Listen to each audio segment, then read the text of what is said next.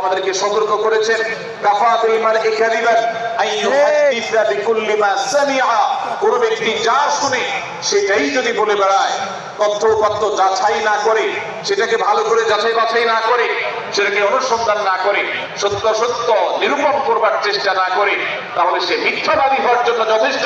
এজন্য আজকের এই মাহফিল থেকে আমরা অঙ্গীকার করে যাব, আজকের এই মাহফিল থেকে আমরা নিয়ত করে যাব, এই মজলিসে বসে এই মুহূর্তে নিজে নিজে সংকল্প করব, আমার জীবনে সোশ্যাল মিডিয়া কিংবা ফেসবুকে, ইউটিউবে অথবা অফলাইনে আমার বাস্তব জীবনে আমি কখনো কোনো মানুষ সম্পর্কে যে কোনো তথ্য উপাত্ত পেয়ে ভুল কোনো ধারণা, মন্দ কোনো ধারণা করার প্রতি পোষণ করবো না।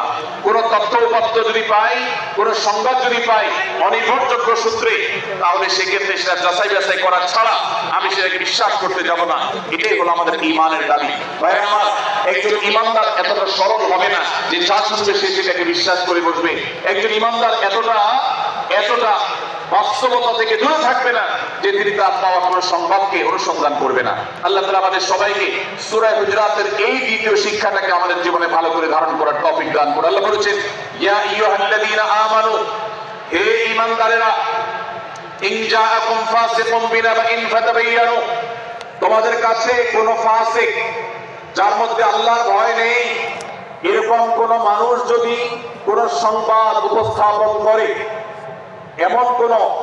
এমনকি গণমাধ্যমেও যদি কোন সংবাদ প্রচারিত হয়, সংবাদদাতার মধ্যে যদি আল্লাহর ভয় না থাকে, সে যদি টাকার বিনিময়ে কারোর চরিত্র হরণ করতে পারে, সে যদি অ্যাডভার্টাইজ পেয়ে কোন কোম্পানির হয়ে দালালি করতে গিয়ে অন্য কারোর বিরুদ্ধে কোন মিথ্যাচার করে, সে যদি বিদেশিদের এজেন্ডা বাস্তবায়ন করতে গিয়ে আলেম সমাজের চরিত্রকে কলঙ্কিত করে, কোন ভালো মানুষকে দোষী হিসাবে সাব্যস্ত করে, তো আল্লাহ তাআলা আমাদেরকে সতর্ক করেছেন, ফাতাবায়ানু, সেই সংবাদ সত্য কিনা আমাদেরকে যাচাই করতে হবে। আন তুসিবু কওমান বিজাহালা ফাতুসবিহু আলা মা ফাআলতুম নাদিমিন, যদি আমরা যাচাই বাছাই না করি যা শুনি সেটাকেই বিশ্বাস করতে থাকি, তাহলে আমরা এক সময় লজ্জিত হতে হবে, অনুতপ্ত হতে হবে আমাদের এই ভুল অবস্থানের কারণে। এজন্য ভাইরা, আজকের এই মাহফিল থেকে আমরা প্রতিশ্রুতি নিজের সঙ্গে নিজে নিয়ে যাব যে আমরা কখনো কোন তথ্য উপাত্ত পেলে, কোন সংবাদ পেলে, সেটাকে বিশেষ করে কারোর চরিত্র সম্পর্কিত যদি হয়, কারোর সম্পর্কে নেগেটিভ যদি হয়, তাহলে সেটাকে বিশ্বাস করবার আগে ভালো করে অনুসন্ধান করব। যতক্ষণ আমি নিশ্চিত না হব ততক্ষণ পর্যন্ত সেটার প্রচার করব না। আল্লাহ তাআলা আমাদের সবাইকে কোরআনের এই শিক্ষাটাও আমাদের জীবনে ধারণ করবার তৌফিক দান করুন। ভাইরা আমার, তৃতীয় যে শিক্ষা সূরা হুজুরাতের, সেটি হলো আল্লাহ রাব্বুল আলামিন সূরা হুজুরাতের 9 এবং 10 নম্বর আয়াতে ঈমানদারদের মধ্যে যদি কখনো মতভিন্নতা, মতপার্থক্য, এটা যদি মারামারিতে পরিণত হয়, ঈমানদারদের মধ্যে যদি কখনো দুই পক্ষ গন্ডগোল এবং ফাসাদের মধ্যে লিপ্ত হয়ে যাওয়ার মতো দৃশ্যের অবতারণা হয়, তাহলে আমরা যেন আমাদের মুসলমান ভাইদের ঘর পোড়ার মধ্যে আলো পোড়া দিতে না যাই। আমরা যেন আমাদের মুসলমান ভাইদের মধ্যকার বিভেদকে আরো বৃদ্ধি করতে সহায়তা না করি।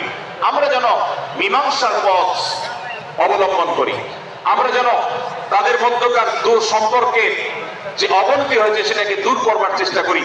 আল্লাহ রাব্বুল আলামিন এই নির্দেশ দিতে গিয়ে বলেছেন, ওয়া ইন তাইফাতানি মিনাল মুমিনিনা ফাতাতালু, যদি ইমানদারদের দুটি দল, দুটি গ্রুপ নিজেদের মধ্যে মারামারিতে লিপ্ত হয়ে যায়, ফাসলিহু বাইনাহুমা,